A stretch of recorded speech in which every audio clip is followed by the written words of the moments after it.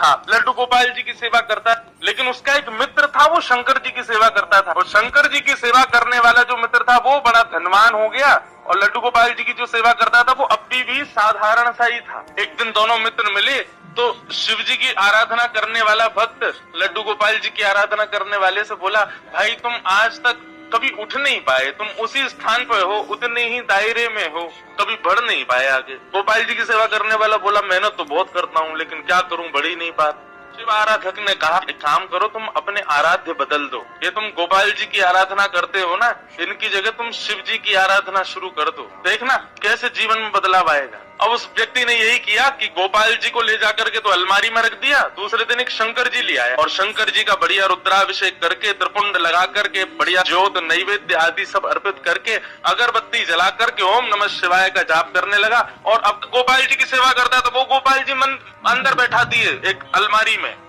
उनकी सेवा बंद, ओम नमः शिवाय का जाप करने लगा। जैसे ही इसका जाप पूर्ण हुआ, मालाओं को नेत्रों से लगा करके इसने शंकर जी को प्रणाम किया, तभी देखता है कि अगरबत्ती का जो धुआं था ना, वो उसी अलमारी की तरफ जा रहा था जहां गोपाल जी बैठे थे। तो इसके मन में भावना आई कि आज तक इनकी आराधना करता रहा तो मुझे कभी कुछ दिया नहीं, आज तक भी मैं सामान्य हूँ, और अब मैं शंकर जी की आराधना कर रहा हूँ, उनको नैवेद्य धूप दीप दिखा रहा हूँ, तो अगरबत्ती की सुगंधी भी उनको नहीं लेने दे रहे, खुद ले रहे हैं अंदर अलमारी में बैठ के। रुको इनको अभी बताता हूँ। उठ करके गया, अलमारी खोल करके जैसे ही गोपाल जी को पकड़ने लगा, इतने में ही गोपाल जी सच में प्रकट हो गए और उस प्रकट होकर के उसका हाथ पकड़ लिया। जैसे ही गोपाल जी प्रकट हुए, उस भक्त ने कहा, बोले भगवान आप प्रकट हो गए? बोले हाँ प्रकट हो गए। बोले तो फिर ये तो मैं सबको बता दूंगा कि भाई शिव जी की आराधना से गोपाल जी प्रकट होते हैं। गोपाल जी बोले नहीं भैया, हम शिव जी की आराधना से प्रकट हुए, ऐसी बात नहीं है। तुम शिव आराधना करो, सूर्य आराधना करो, चंद्र आराधना करो, किसी की भी आराधना करो, उससे हमको कोई दिक्कत नहीं है,